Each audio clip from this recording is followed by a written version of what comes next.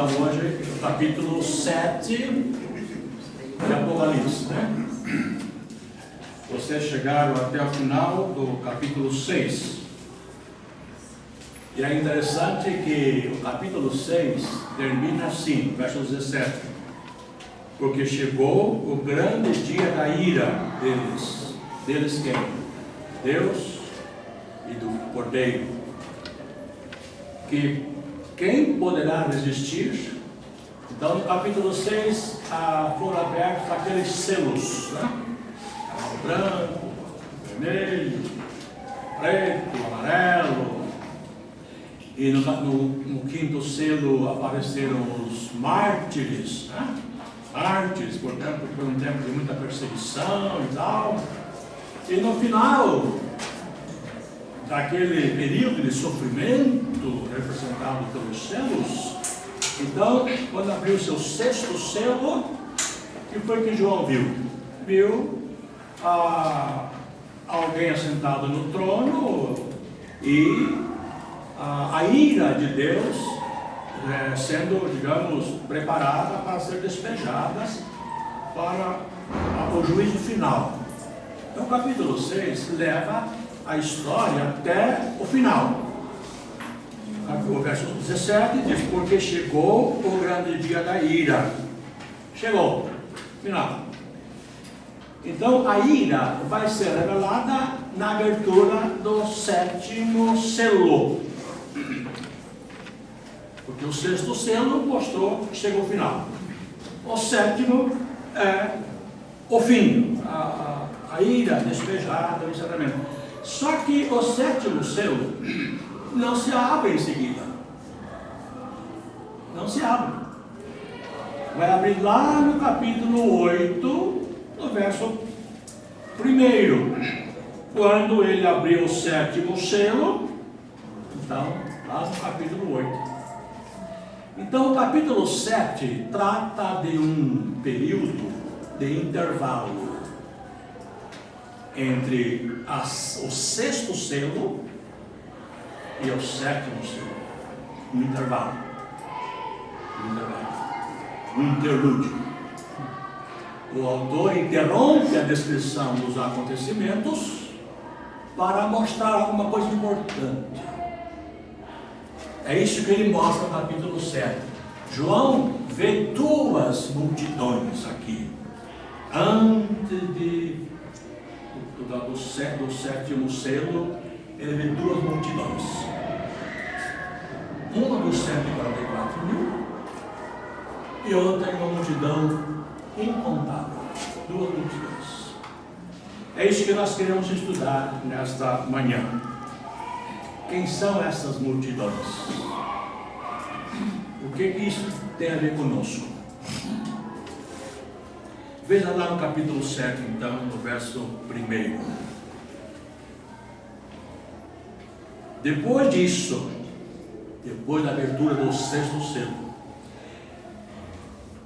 vi nos 4 cantos da terra 4 anjos em pé, retendo os 4 ventos da terra, para que nenhum vento soprasse sobre ela, nem sobre o mar, nem contra árvore alguma. João viu a terra, uma superfície quadrada, né? A terra com uma superfície quadrada, com 4 cantos, em cada canto um anjo. E esses anjos estavam segurando os ventos que vinham dos 4 cantos da terra, para que não soprasse sobre a terra, sobre o mar, sobre as árvores. Esses ventos eram símbolos de forças destrutivas, forças comandadas, autorizadas por Deus, como forma de juízo sobre a terra, sobre o mar, sobre a vegetação. E aqueles anjos estavam administrando, por ordem de Deus, o momento dessas forças chegarem. Então, eles estavam retendo, segurando, para que isso não acontecesse. Lá em Jeremias 49, 36, nós lemos a respeito de algo semelhante. Jeremias 49, 36, diz assim: e trarei sobre Elão os 4 ventos dos 4 cantos dos céus, e os espalharei para todos esses ventos, e não haverá nação para onde os fugitivos de Elão não se refugiem. Aqui Jeremias está falando de 4 ventos, que são símbolos de forças militares que viriam atacar Elão e levar Elão espalhado pela face da terra. Então, por semelhança, aqui em Apocalipse, esses ventos também são forças que vêm por ordem de Deus como forma de julgamento, de punição, para atingir a terra, o mar, as árvores, não as pessoas por enquanto, mas o nosso habitat. Então, voltando lá no capítulo 7 de Apocalipse, esses 4 anjos estavam então prontos para soltar esses ventos. Mas aí João viu outro anjo, versos 2 e 3. Viu outro anjo subir do Oriente, tendo o selo do Deus vivo. Ele clamou em alta voz aos 4 ventos que haviam recebido autoridade para causar danos à terra e ao mar, dizendo: não danifiques a terra, nem o mar, nem as árvores, até que selemos a testa do servo do nosso Deus. Então esse outro anjo que João viu, pediu que aqueles 4 anjos segurassem os ventos, não soltassem por enquanto, não causassem nenhum mal, porque Deus queria fazer uma coisa antes daqueles ventos chegarem. O que é que Deus queria fazer? Marcar, selar, marcar os servos de Deus. Segura os ventos aí, porque nós queremos antes selar os servos de Deus, marcar.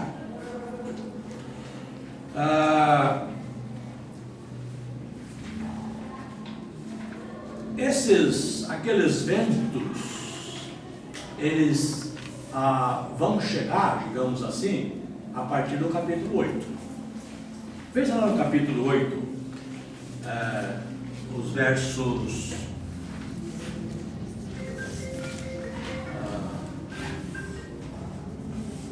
verso 3. Vi outro anjo e colocou-se junto ao altar, segurando o incensário e tal. Veja lá o verso 6, capítulo 8, verso 6.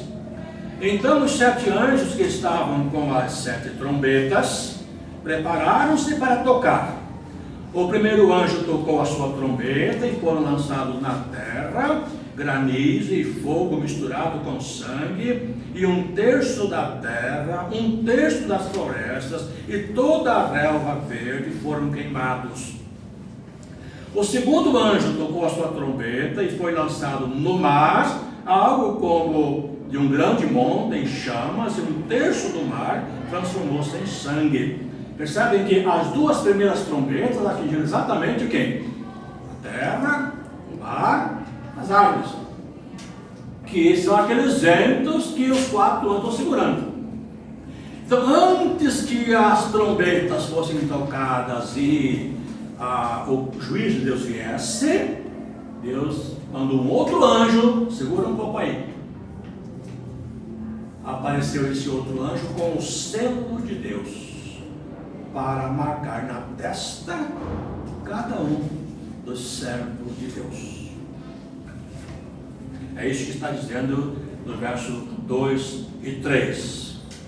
Veja, meus irmãos, que Deus está aqui dando uma proteção para os seus filhos, para que não sofram o juízo de Deus.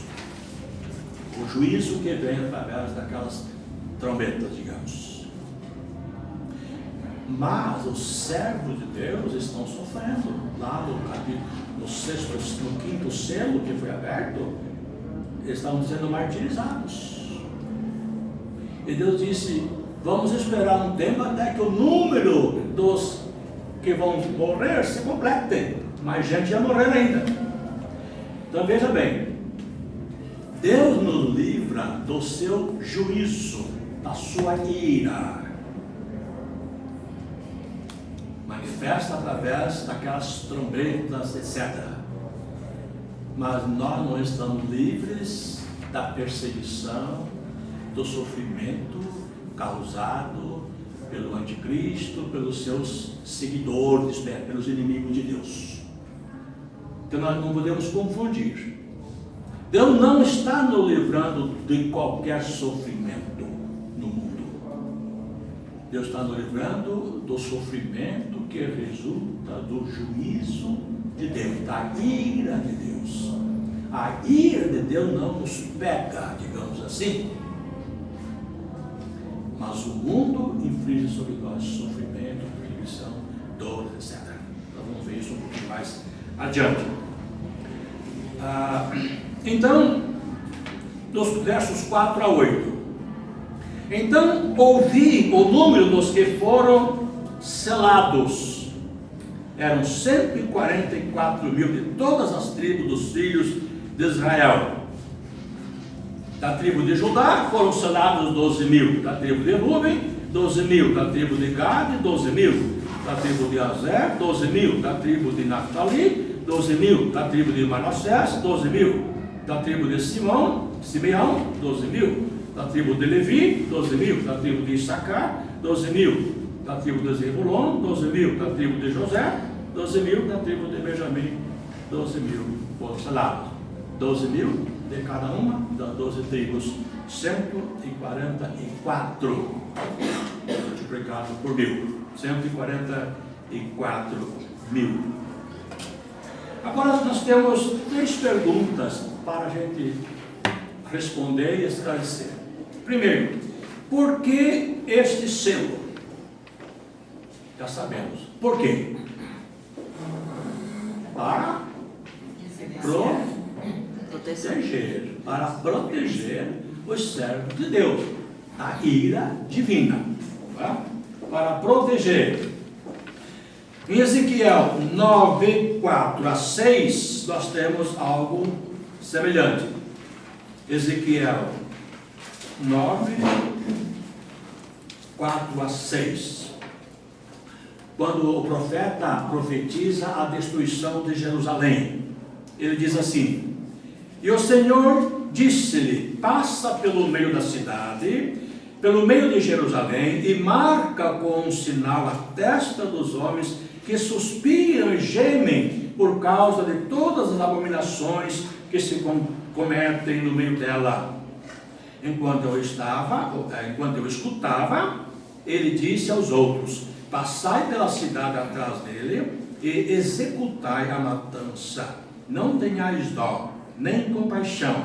Matai idosos, moços e moças, crianças e mulheres, até exterminá-los. Mas não vos aproximeis de ninguém que tenha um sinal. O profeta, o João, agora o apóstolo, né? Certamente ele tem esse pano de fundo. Profecia lá de Jeremias, de Ezequiel. Então ele fala aqui do selo de Deus para marcar a testa daqueles que servem a Deus, para que não sejam atingidos pela ira. No capítulo 9 de Apocalipse, no verso 4, Apocalipse 9, 4, lemos assim: a eles foram dadas ordens para que não causassem dano à vegetação da terra, nem à planta ou à árvore alguma, mas somente aos que não tivessem o selo de Deus na testa.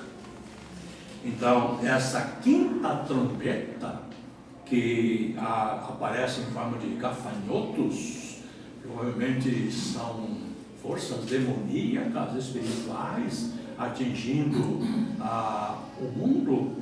Esses gafanhotos aqui, eles não podiam atingir aqueles que estão marcados com o selo de Deus. Percebe? Então, o selo é para proteger os crentes, os salvos, da ira divina. No capítulo 16 de Apocalipse, verso 2, quando fala das taças, as taças são,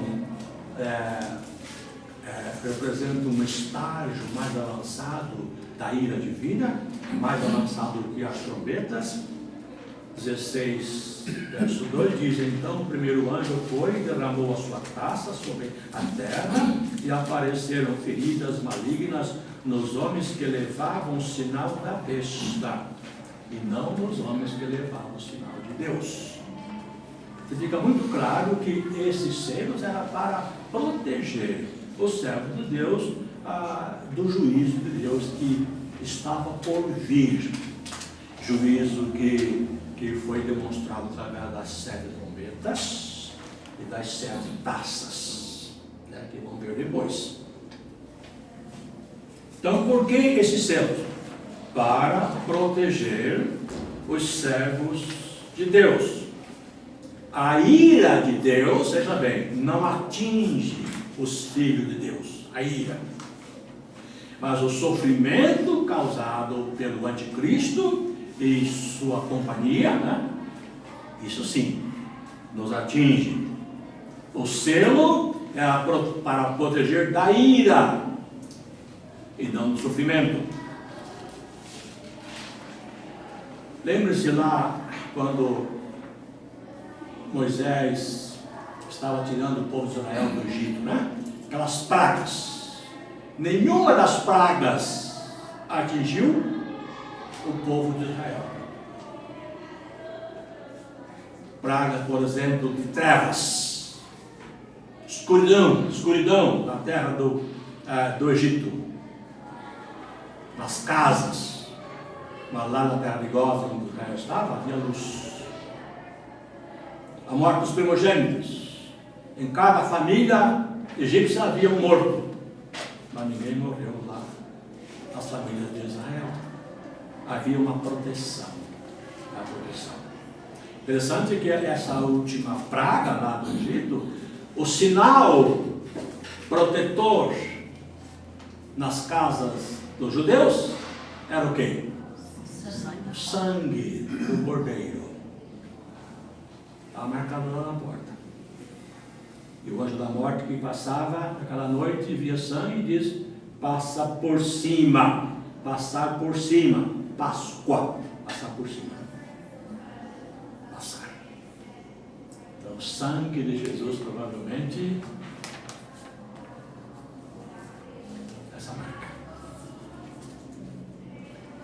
Então, esse selo é para proteger.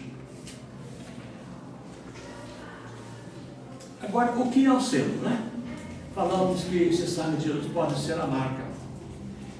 Certamente é algo espiritual, não é material, visível. Alguns falam de chip, né? No braço, coisa assim, né? Ou na testa, né? Tem que ser na testa aqui. Mas eles falam mais por causa do selo do anticristo, né? É interessante que quando se fala em selo, que vai ser marcado na testa, aí, né? O pessoal já vai para o selo do anticristo e esquecem que há um selo antes, que é o selo do povo de Deus, né? Que é marcado. Eu creio que testa, por ser a parte mais visível, né? E perto do comando geral do corpo, exatamente, né? Testa, a parte mais visível. Cara. O osso mais duro.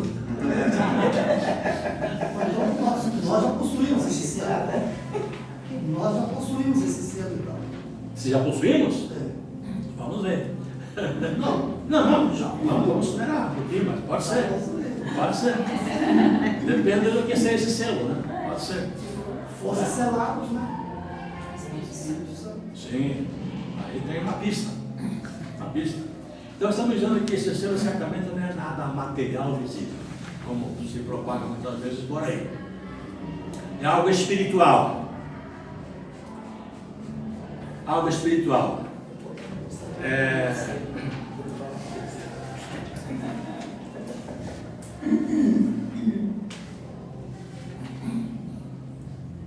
Lá em Efésios 1, verso 13 e 14, nós temos o selo do Espírito, que é uma coisa que cada crente já tem. O selo do Espírito, né? Efésios 1, 13 e 14 diz: nele, em Cristo, também vós, tendo ouvido a palavra da verdade, o evangelho da vossa salvação, e nele também crido, fostes selados com o Espírito Santo da promessa, que é a garantia da nossa herança para a redenção da propriedade de Deus, para o louvor da sua glória. No capítulo 4 de Efésios, verso 30, está assim: e não entristeçais o Espírito Santo de Deus, com o qual fostes selados para o dia da redenção.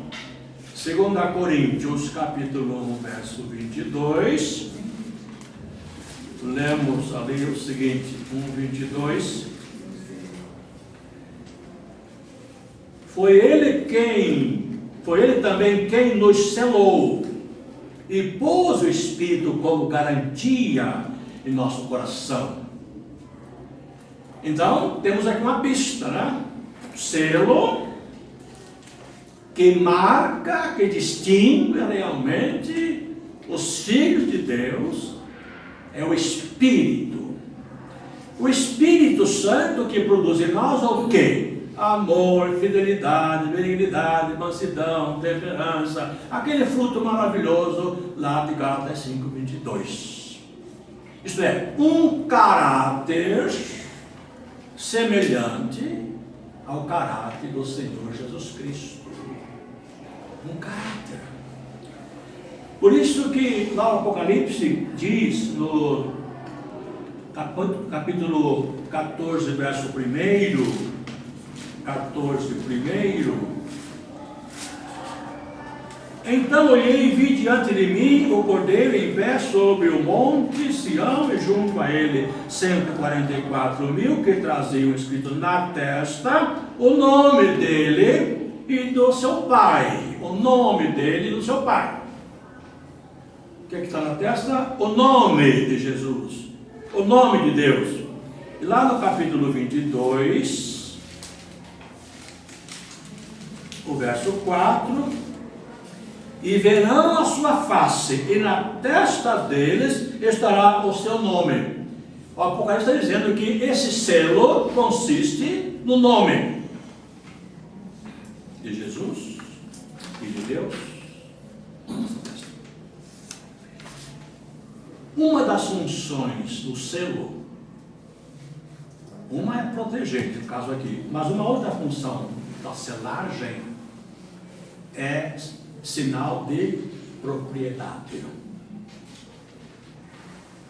Então, Deus coloca, segundo a linguagem do Apocalipse, na nossa frente o nome de Deus como pertencente a Deus.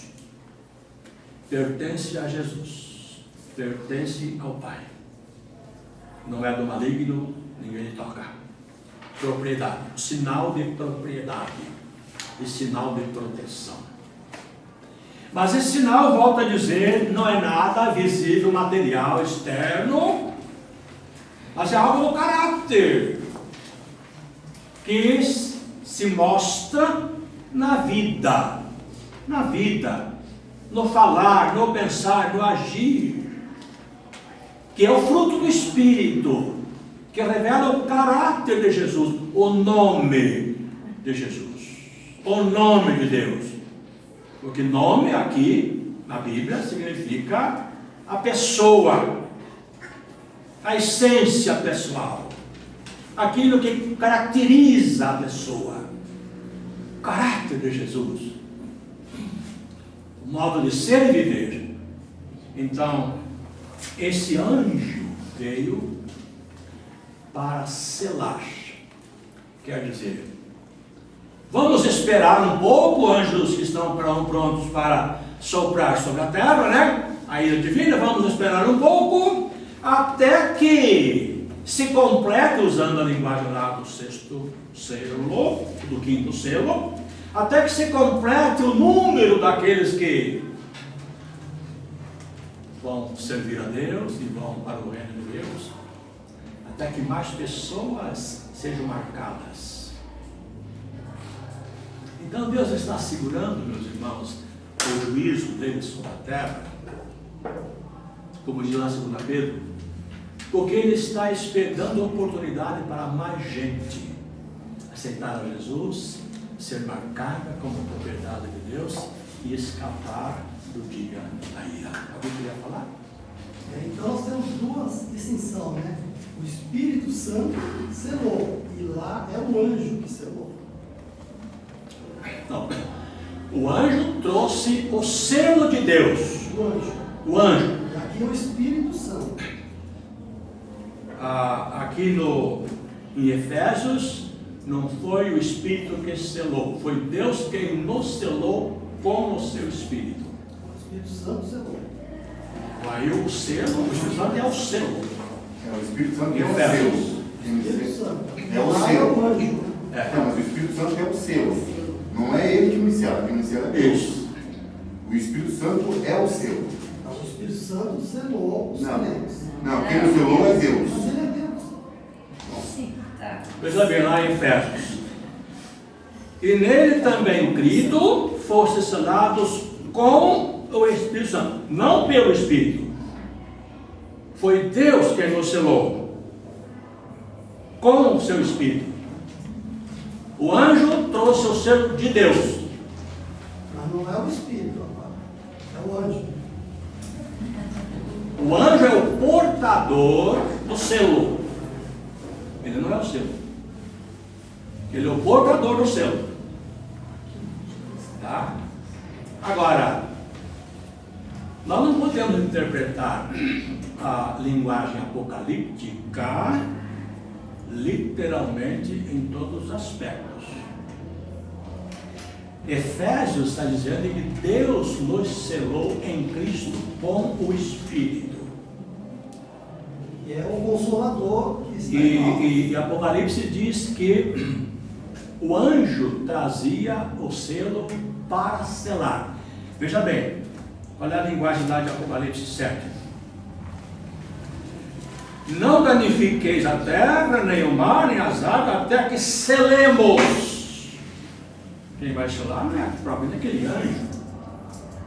Até que selemos. Quem está falando? Deus. Então o anjo só simplesmente apareceu como o portador do selo.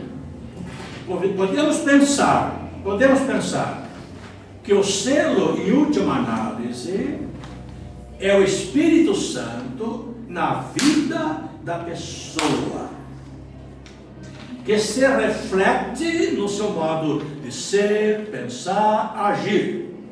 E essa reflexão mostra o quê? O caráter de Jesus, o nome de Jesus e do Pai: santidade, justiça, verdade e amor.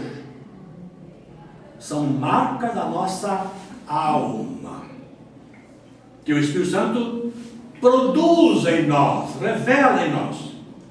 O anjo simplesmente, em Apocalipse, é um mensageiro da linguagem apocalíptica. O selo não produz essas características, Isso, ele não produz. ele marca. Ele trouxe, ele, como anjo, pode ser até um agente de Deus na marcação. Por quê? Porque nós não sabemos quanto que os anjos têm feito pelas nossas vidas espirituais. Lá em Hebreus 1,14 diz que os anjos são ministros de Deus em favor dos que hão de herdar a salvação. Há anjos de Deus trabalhando por nós não sabemos. Há anjos de Deus nos livrando de coisas malignas, nos alertando, nos ajudando a entender e a caminhar de acordo com a vontade de Deus, e nós não sabemos.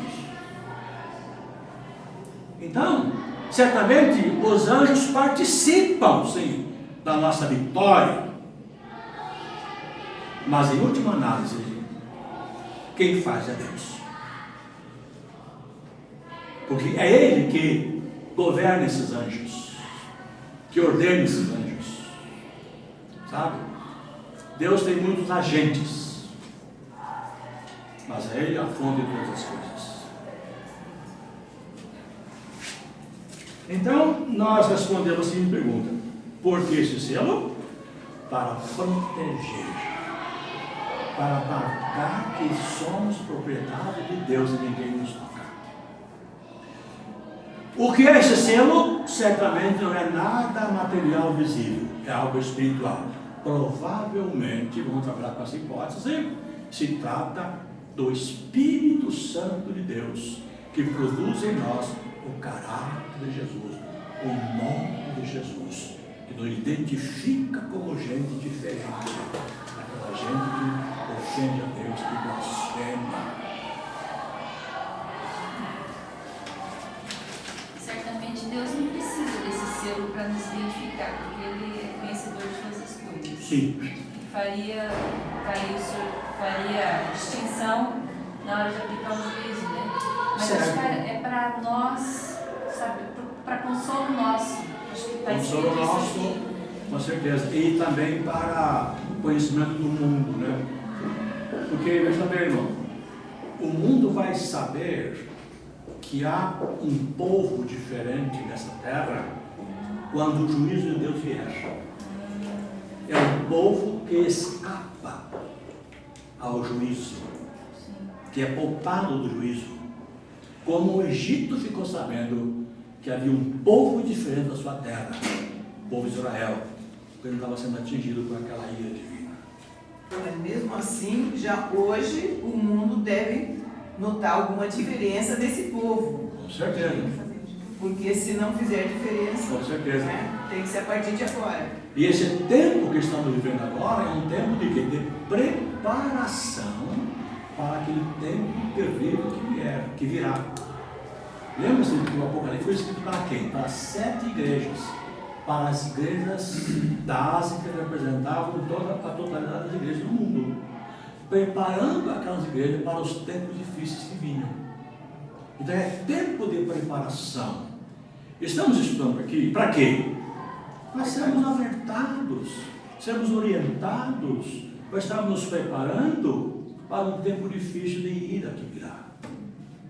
Tempo da grande tribulação. Outra pergunta, agora é mais complicado um pouquinho. Quem são esses 144 mil? Já vimos por que o selo, o que é o selo, e quem são esses que foram selados? Aqui, né? Vimos que são 144 mil, 12 mil de cada tribo. Há duas interpretações básicas que eu quero apresentar a vocês. A primeira diz que esses 144 mil são judeus. São judeus. Porque fala 12 mil de cada tribo. Então, aparentemente, são judeus. Aí não tem jeito, não estamos nós lá. São só os judeus. Dizem que esses judeus aqui são aqueles que serão salvos na grande tribulação. Uma corrente que diz isso. Os judeus que serão salvos na grande tribulação. Porque o apóstolo Paulo diz lá em Romanos capítulo 8, podem ver os versos 25 e 27, Romanos 8, 25 a 27, Paulo fala da salvação de Israel no final dos tempos. Ele diz, Romanos 11, 25 a 27. Irmãos, não quero que ignoreis este mistério, para que não sejais arrogantes. O endurecimento veio em parte sobre Israel, até que chegue a plenitude dos gentios. E assim, todo Israel será salvo, como está escrito: o libertador virá de Sião e desviará de Jacó as impiedades. E esta é a minha aliança com eles, quando eu tirar os seus pecados. Todo Israel será salvo. No final dos tempos, Paulo está dizendo: a aliança de Deus com Israel não foi esquecida. Israel não está desprezado. Só que por enquanto, por causa do endurecimento deles, o evangelho foi levado para os gentios. Mas quando terminar o tempo dos gentios, Deus vai se voltar para Israel e para que sejam salvos. E assim, todo Israel será salvo. Esse todo não quer dizer todos os judeus que nasceram judeus. Não, porque a salvação não é pela raça, tá? É pela graça para aqueles que creem. Paulo está dizendo: pode ser que diga todo Israel que estiver vivo naquela época, porque todos vão se converter, pode ser isso. Todo Israel naquele momento, pode ser. Ou Paulo pode estar dizendo todo o Israel que Deus tem escolhido para a sua salvação, isto é, sem que nenhum deles se perca, porque a Bíblia diz que Deus escolheu para a salvação os que quis.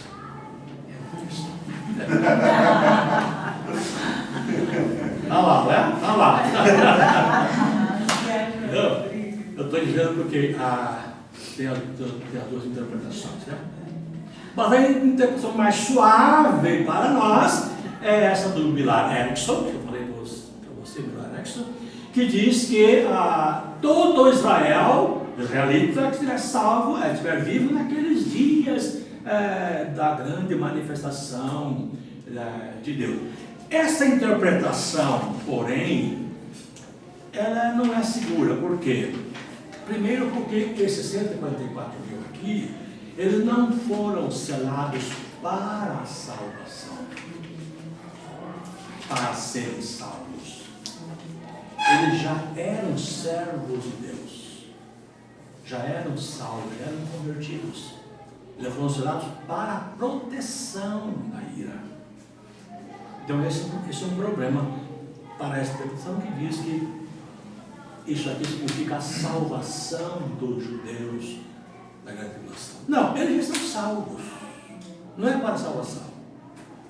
O segundo problema é que, por que só eles, só os judeus vão ser protegidos e não os não-judeus crentes? Nós também precisamos. Quer dizer, seria uma atitude, digamos, parcial de Deus.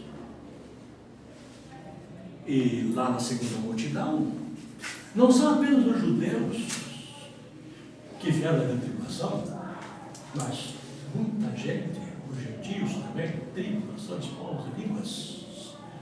Então, essa interpretação que diz que essa selagem significa a salvação dos judeus da tribulação, não corresponde aos fatos.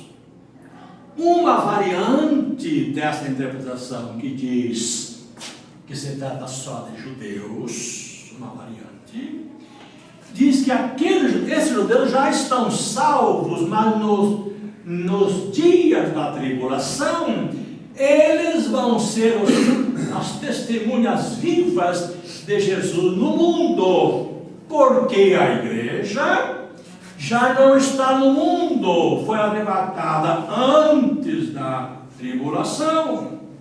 Essa interpretação é daquela linha chamada dispensacionalismo. Só um pouquinho. Dispensacionalismo. Mas essa interpretação depende, portanto, de aceitarmos a teoria de que a igreja vai ser arrebatada antes da tribulação. Só que essa teoria, irmãos, não tem sustentação bíblica. Só tem o nosso desejo. Escapar. Se for para votação nossa, não está bem. Claro. Já voto. Mas não, a Bíblia não diz. Pelo contrário, veja o que Jesus diz, meu irmão, lá em Lucas. Pastor, mas se no reino do anticristo o nome de Deus não pode ser adorado, o nome de Jesus não pode ser adorado, porque todos serão mortos. Haverá um sistema e esse sistema vai matar todos que adoram a Deus e aceitam Jesus. Então esses 154 realmente são os únicos missionários que não serão mortos, serão missionários pregando o evangelho. Bom, se esses não serão mortos, então nem todos dormem, como você acabou de afirmar. Se todos vão morrer e não sobra ninguém, Mas assim, eles têm um selo. então não sobra nem judeu. Eles têm um selo. Eles não foram selados. E diz ali que esses demônios não poderão incomodar eles. São protegidos da ira e não do anticristo. Essa distinção é que a gente tem que fazer no Apocalipse.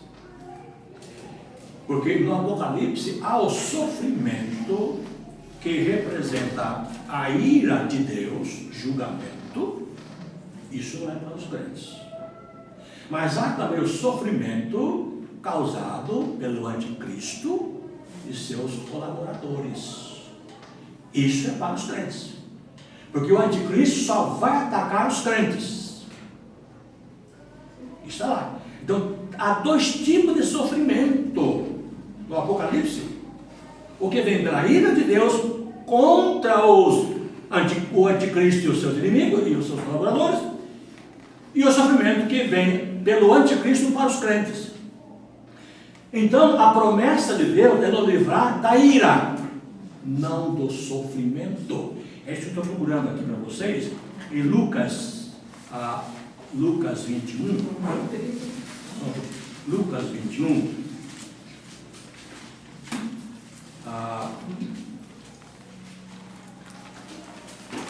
Deixa eu ver qual é o versículo que nós vamos usar aqui.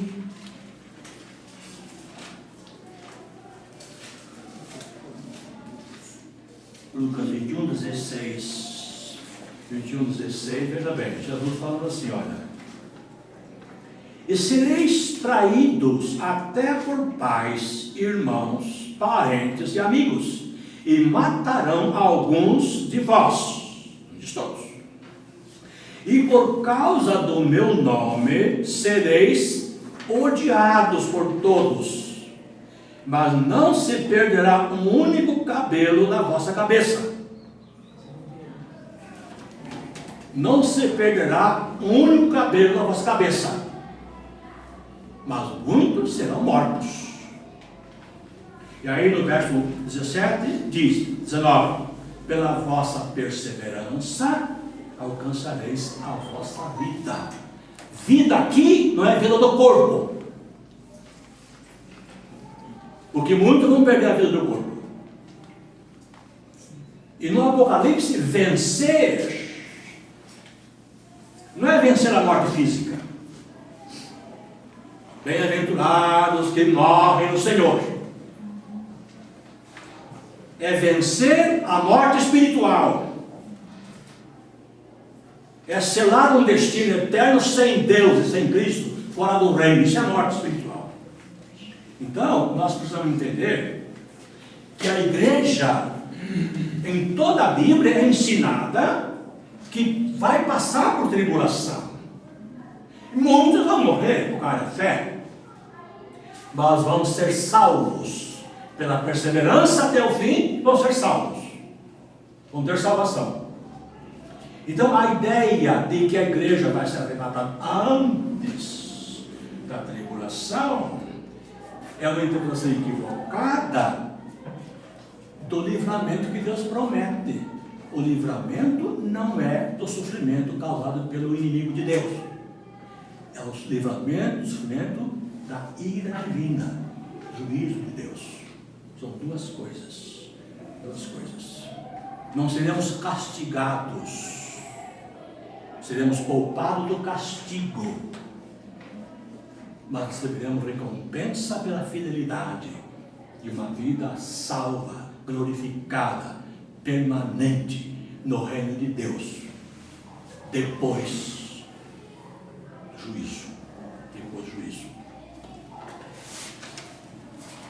Então, essa interpretação de que esse grupo representa os judeus, sejam os que vão ser salvos, sejam os que já estão salvos da grande tribulação, é uma interpretação difícil. Por quê? Primeiro, porque Deus promete livrar não só os judeus, mas também os não-judeus. Segundo, porque os que aparecem depois, tiveram a tribulação, não são só judeus, mas todos. E um outro fato é que essa lista de tribos, essas 12 tribos, não corresponde a nenhuma lista do Antigo Testamento. Existe uma lista completa em Gênesis 49 e outra em Ezequiel 48. A lista de Apocalipse não coincide com a lista de nenhuma dessas duas listas. Por exemplo, a tribo de Dan, que encabeça a relação das tribos lá em Ezequiel. Ezequiel fala da profecia final, não é? Escatológica. Dan é o primeiro nome. Em Apocalipse não aparece Dan. Não aparece. Efraim, que era uma tribo poderosa em Israel, muito importante nas batalhas e no número de participantes, etc., também não aparece. Não aparece. Aparece o pai dele, José. O pai dele. Aparece José como o pai de Efraim, que não aparece. Mas Manassés, que é o filho também de José, irmão de Efraim, aparece. Então significaria que Manassés aparece no seu próprio nome, no nome do pai. Quer dizer, é uma lista que não combina.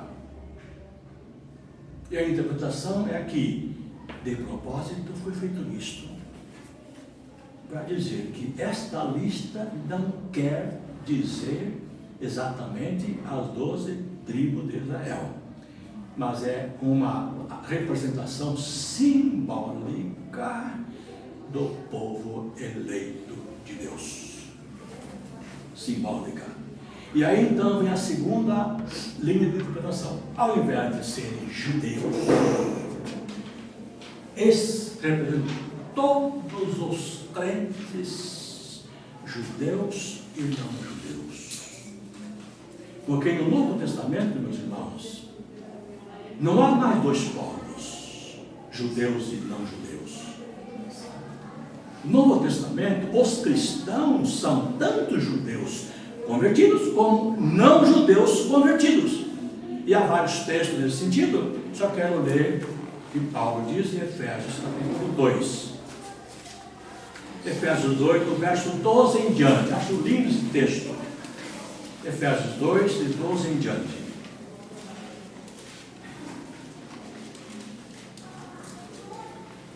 Estáveis naquele tempo sem Cristo, falando para os gentios, sem Cristo, separados da comunidade de Israel, estranhos às alianças da promessa, sem esperança e sem Deus no mundo. Isso até Cristo vir. Havia uma separação. Estávamos fora disso. Mas agora, em Cristo Jesus, vós que antes estáveis longe, viestes para perto pelo sangue de Cristo, pois Ele é a nossa paz. De ambos os povos fez um só. Peraí. Um só. E derrubando a parede de separação em seu corpo, desfez a inimizade. E no verso, sim, isto é, a lei dos mandamentos contidos em ordenanças para em si mesmo criar dos dois um novo homem, fazendo assim a paz. E pela cruz reconciliar ambos com Deus em um só corpo. De modo, meus irmãos, que há um só povo agora, há um só corpo. Não há mais judeus, não judeus, nem mulher, nem homem. Todos somos um, diz a Bíblia, em Cristo Jesus. Um só povo. Aí o apóstolo Paulo também diz lá em Romanos 2, 28 e 29. Porque judeu não é quem o é exteriormente, nem é circunciso quem o é apenas no exterior da carne. Mas judeus é quem o é no interior. E circuncisão é a do coração, realizada pelo Espírito, não pela letra. Então, nós somos, em última análise, o povo eleito de Deus. Lá em 1 Pedro 2,9. Somos o povo eleito de Deus. Nós que não éramos povo, agora somos povo de Deus. Então, aqui está todo o povo de Deus representado. 12 era um número completo. Lá no Apocalipse 21, o muro da Nova Jerusalém tem 12 portas. Cada porta com o nome de uma tribo. Tem 12 fundamentos. Cada fundamento o nome de um apóstolo. O muro tem 144 côvados. Olha aqui. 12, 144 são números simbólicos. Redondos para mostrar plenitude, completude. Agora, para dizer que isto é absolutamente pleno, completo, multiplica isso por 1000. Não se pode ter nada mais pleno, digamos, numericamente falando, simbolicamente também, do que isso aqui. Por exemplo, 12.000. 12 de cada tribo, não faltou ninguém. Vezes 1000. 144. Número simbólico, a plenitude, a totalidade do povo de Deus. Agora, esses aqui são os mesmos desses, com a diferença de que esses aqui vêm antes da tribulação. E a igreja sendo marcada, preparada para entrar na tribulação. Para quando começar o vento a soprar, capítulo 8, 9, 16, né? Com aquelas taças, aquelas pragas, juízo que vem, a igreja esteja marcada, preparada, protegida. Aqui é depois da tribulação. Quem são estes no verso 14? Estes são os que vieram de onde? Da grande tribulação. Percebe? Então o que o João está fazendo? Ele vem falando da preparação do mundo para o despejar da ira divina. Abre-se o primeiro selo, o segundo, o terceiro, o quarto, o quinto, o sexto selo. Chegou o dia da grande ira, o tempo final. Ai de nós, diz o povo, né? Quem pode resistir a esses que estão sentados no trono? Só que suspende o mandamento. Vamos dar um tempo aqui e vamos falar um pouco aqui da segurança do povo de Deus. Não tenham medo do que vem. Vocês vão ser guardados, protegidos, marcados, e a ira divina não vai atingir vocês. O anticristo sim, mas a ira não. Vocês vão perseverar até o fim e vão ser salvos pela perseverança. Vão ter vida eterna. Marcou?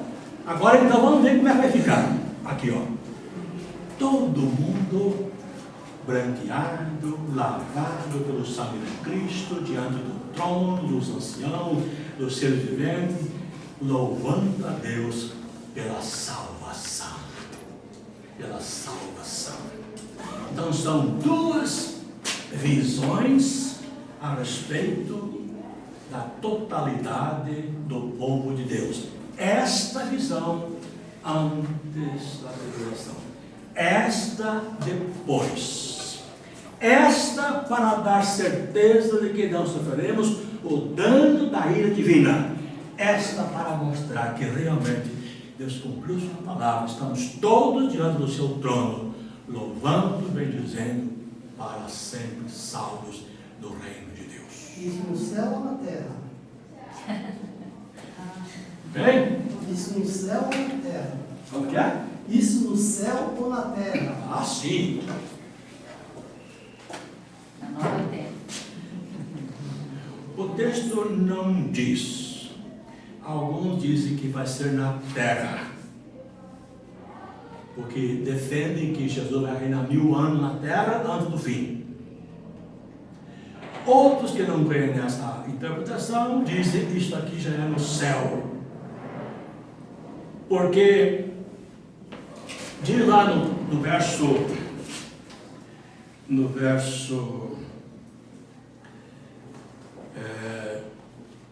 16, nunca mais terão fome, nem sede, nem cairá sobre eles o sol, nem calor algum, porque o Cordeiro que está no meio, diante do trono, os apacentará e os conduzirá às fontes das águas da vida. Combinando com Apocalipse 22, que descreve o final de tudo, verso 20, capítulo 20, verso 1. Então o anjo mostrou-me o rio da água da vida, claro como cristal, que saía do trono de Deus do Cordeiro, no meio da praça e tal. 3, ali jamais haverá maldição, nela estará o trono de Deus e do Cordeiro, seus servos o servirão, e verão sua face, e não haverá mais noite, nem serão de luz, de lâmpada. Eu creio que aqui está falando do estado final. Porque se for na terra, vamos ter ainda um pouco de fome, um pouco de sol. No final do milênio vai ter uma batalha do inimigo contra o povo de Deus. A vitória está ganha, mas a batalha vai haver, portanto vai haver aflição. Então eu creio que aqui uma descrição do estado final. E diga-se de passagem que essa interpretação que afirma que Cristo vai reinar durante 1000 anos na terra antes do estado final, ela é uma interpretação bastante discutível. Tem lá seus pontos de vista bíblicos, suas bases, mas tem muitas dificuldades, biblicamente falando. A maior dificuldade é esta. Como que durante 1000 anos, aqui na terra, os salvos que já morreram e foram transformados, receberam corpos glorificados, que não são mais desta criação, como diz o apóstolo Paulo em Coríntios 15, como que eles vão viver aqui na terra 1000 anos, nessa mesma terra, com um reino comandado por Jesus em Jerusalém, certamente avião, ônibus, arroz, feijão, bife, tudo que acontece aí, com um corpo glorificado. Tudo que não é desta criação, é complicadinho. Bastante complicado. Mas está lá escrito, né? É? Mas está lá escrito. Mas o que é que está escrito é que é a questão. Porque a interpretação é que precisa ser correta. Muita coisa se diz que está na Bíblia. Está dito assim, mas o que significa?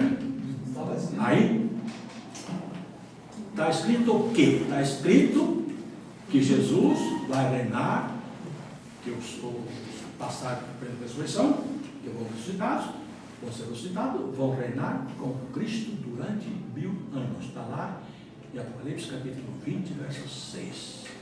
O único lugar na Bíblia que fala de 1000 anos. Só que a Bíblia diz, em outras partes, que Jesus está sentado à direita do Pai, reinando. E que os que se convertem em Jesus assentam-se com Cristo no seu reino. Já estão reinando, os mil Já anos estão reinando. Os mil anos já estão acontecendo. Então, o que significa aquele reinado lá? Já está acontecendo? Ou ainda vai acontecer? O que significa a ressurreição lá? É física ou é espiritual? Porque lá em Colossenses 3 diz, já ressuscitastes com Cristo. Percebe? Interpretação.